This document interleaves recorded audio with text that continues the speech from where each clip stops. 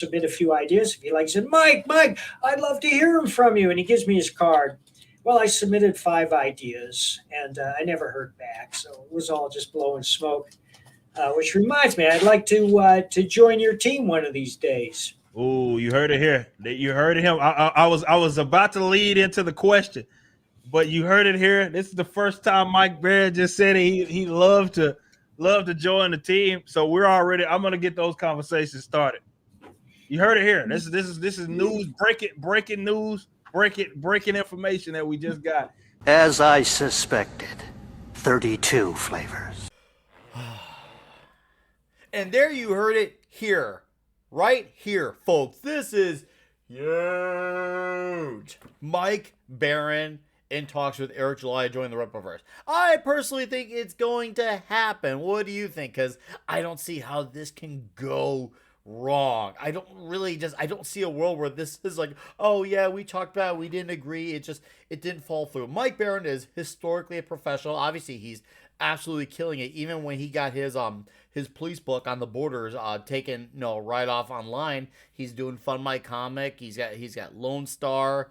He's got all these books. He's bouncing back. Like, he's on the uprising. He's got Florida Man coming out as a monthly. He's got trades coming out. And obviously, he's still getting a lot of relevance for what he did with the Punisher. It's clear that Mike Barron is still driven. He still has a drive even this long in the game. Like Chuck Dixon before him, like Graham Nolan before him, Mike is still he wants to buy his best stuff now. And that is so inspiring to see. I see I'm just like, oh, that's so cool to see. So now I feel like we should ask the question, because this is not a matter of if, but when Mike Barron joins the Rippaverse, what's he gonna write? Is he gonna do something for Darren Fontano? I don't know. I'm trying to think what fits within his context, because I feel like a good villain book on Darren Fontano would be good, because obviously, like Mike Barron mentioned with the Punisher on his podcast with Eric July, that he said his favorite corporate character was the Punisher. He said the world around it was believable, and I'm thinking, okay, believable. And Darren Fontano is a very believable villain, even though we got a lot of our believable characters that we know of so far. For all I know, it can end up being someone that is new, fresh to the Rippaverse that we have yet to see. Could be appearing nice on 2, Alpha Core. I don't know. I'm just speculating in my head.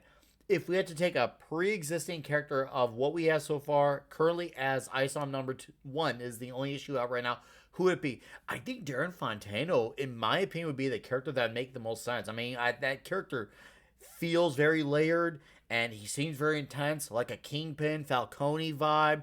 You could have a really good, chilling story. And Mike Barron, I think, he fits like a glove with that. I don't see how, once again, it wouldn't be that story. Now, once again, that is off what we know so far at this time with what we have out of the Rippaverse. For all we know, this could change. It could end up being something else, or they may throw him on Norfolka. But if you have to ask me today, Nick, what do you want him on of what you know?